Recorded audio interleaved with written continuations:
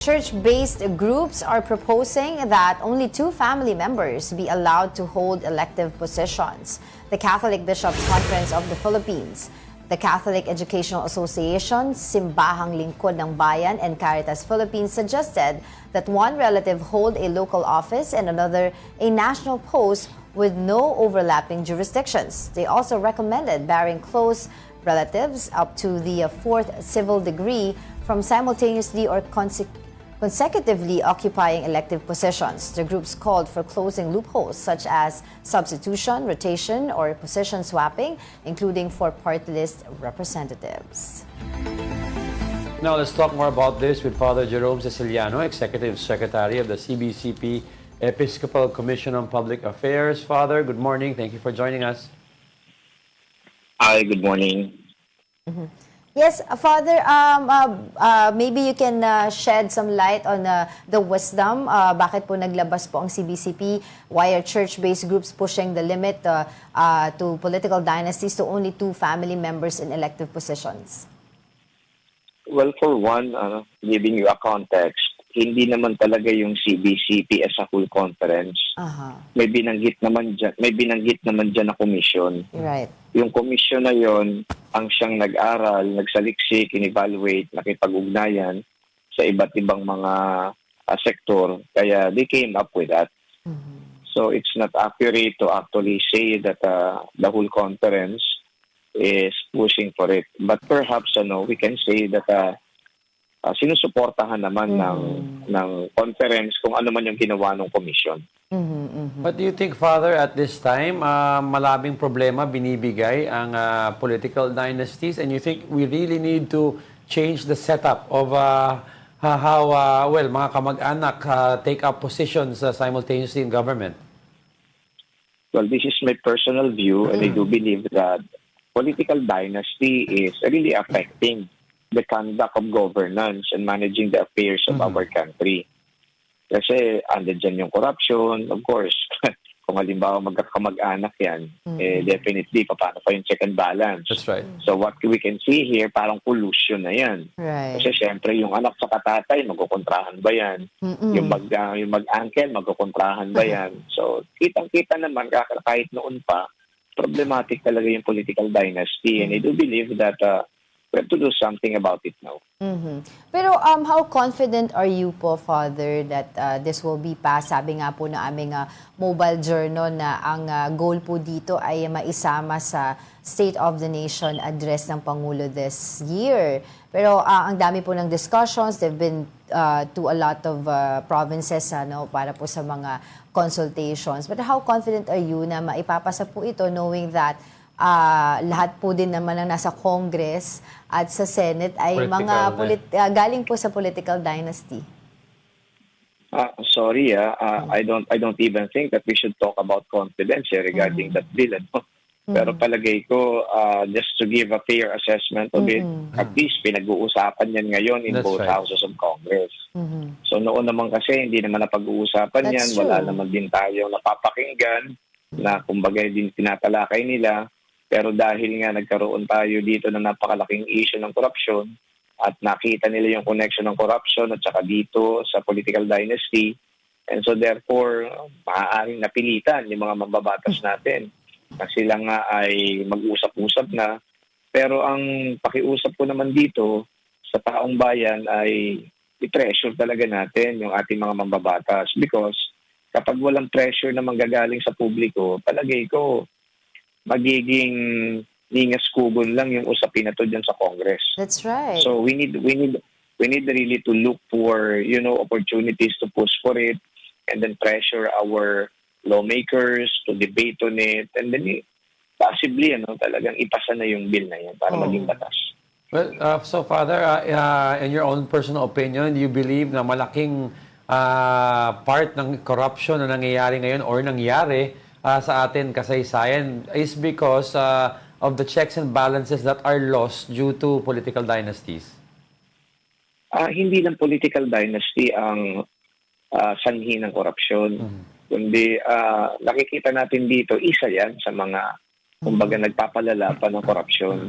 Kasi nga nung binanggit ko sa inyo kanina, yung level of collusion ng mga magkamag-anak na yan. And of course, bakit pa nila check yung bawat isa eh? Imbes i-check nila yung bawat isa, di mag-usap na lang kung paano pa nila pauunlarin yung kanilang pamilya, di ba? So hindi naman ito lingid sa kaalaman ng publiko. It happens. Pero yun nga lang, ang sabi natin dito ay napakalawak ng, kumbaga, extent ng corruption, napakadami din ng iba't ng causes niyan.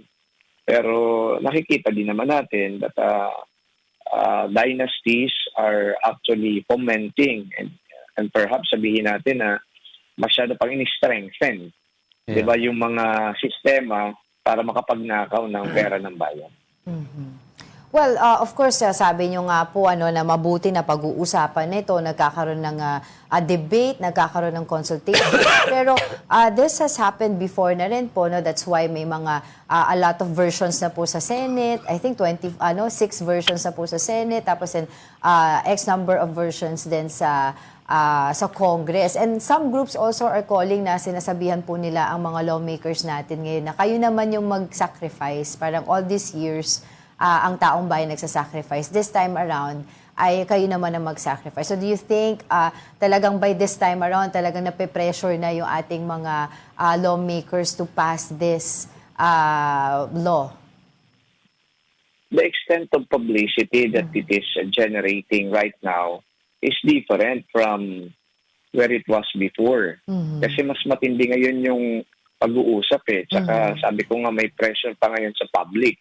So, ang ibig sabihin nito, ito na yung timing, right timing para mag-create talaga sila ng ganyang batas. Eh, kung meron man niya na na-file noon, hindi naman masyado na pag-usapan eh. Pero yung init ng ulo ng tao, yung galit ng tao dahil may corruption, and then ngayon, hindi lang isa, dalawa, 3 mambabatas ang nag-file niyan. Eh, sabi ko nga, ito yata yung perfect timing para maipasa na yan. Pero ako din naman din nangangamba dahil kapag medyo naging malabnaw na yung pagtutok ng publiko dyan sa usapin na yan, eh baka katulad nga nung dati ay makalimutan na ulit siya. Kaya dapat sustained yung pressure na ibinibigay ng publiko. And having said that, ano po kayang dapat gawin ng public to help push for the passage of this bill? Para hindi po matulog itong usapin na ito. Well, nakikita natin, di ba, sa mga rallies na ginagawa, yan ang isa sa mga, kumbaga, isinisigaw eh. Ipasa na yung dynasty bill. And of course, hindi lang naman tayo magkakaroon ng rally araw-araw, but kahit yung pagpe-pressure sa kanilang mga mambabatas, may mga organized groups naman kasi tayo, di ba, na sulatan nila yung kanilang mambabatas. And then perhaps we talk about this in the media. Okay, pati yung mga social media platforms, iparating natin yung ating paghahangad na magkaroon ng ganitong batas. And then yung simbahan din, siguro ay patuloy na mag-exert din ng, pamamaraan para maipahayag sa publiko yung pagtutol natin sa dynasty. So things like this, kapag pinagsama-sama mo yan, palagay ko magkakaroon ng awareness yung ating mga mambabatas that the public is right now, very well aware that there is a need for an anti-political dynasty law. That's right, Father. And sabi mo kasi the public plays a big role. We can pass all the laws we want. We could amend all the laws we want. Pero until the public also, there's no change within us taong bayan, wala rin mangyayari. So how do you think we should, as a public, engage with each other to explain to each other, Father, the ills of political dynasty? Kasi dapat may pagbabago din sa tao eh.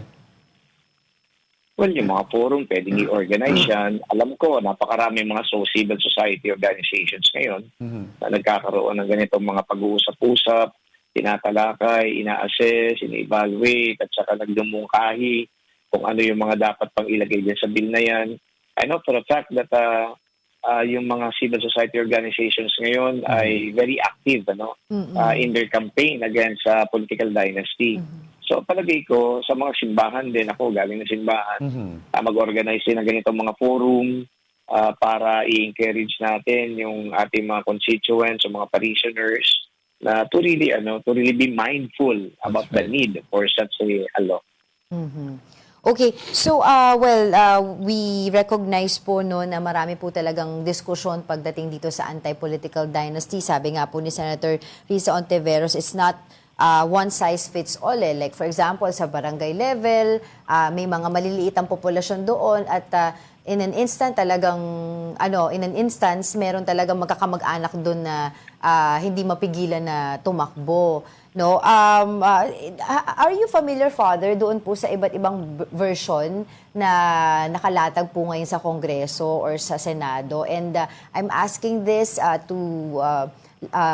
we would like to know kung anong version po doon yung nakikita nyo po practical na maipasa.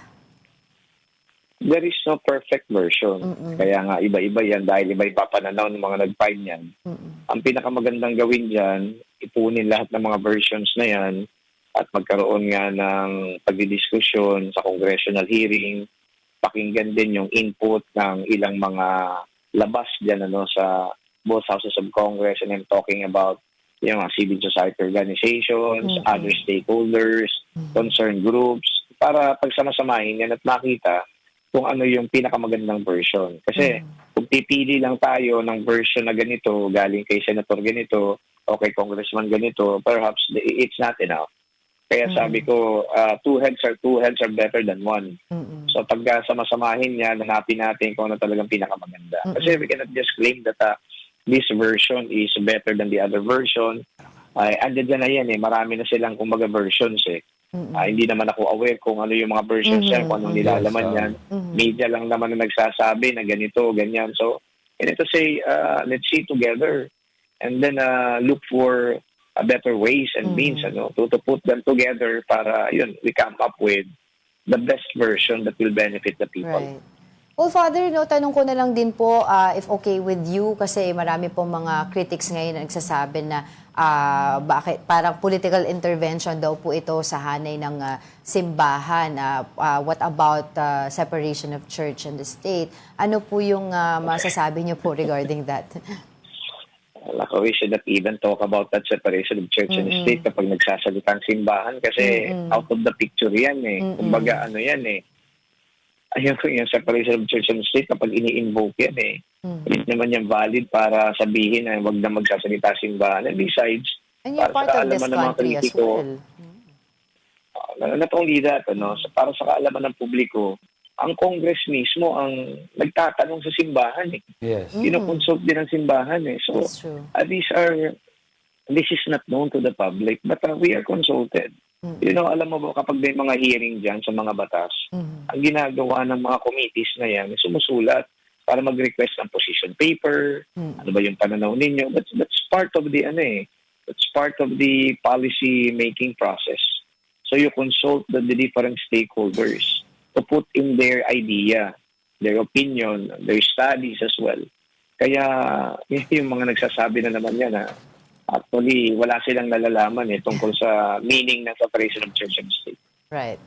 Okay, as always, maraming salamat po sa inyong oras. We appreciate your time and effort. Father Jerome Siciliano, Executive Secretary of the CBCP Episcopal Commission on Public Affairs. Magandang umaga po sa inyo.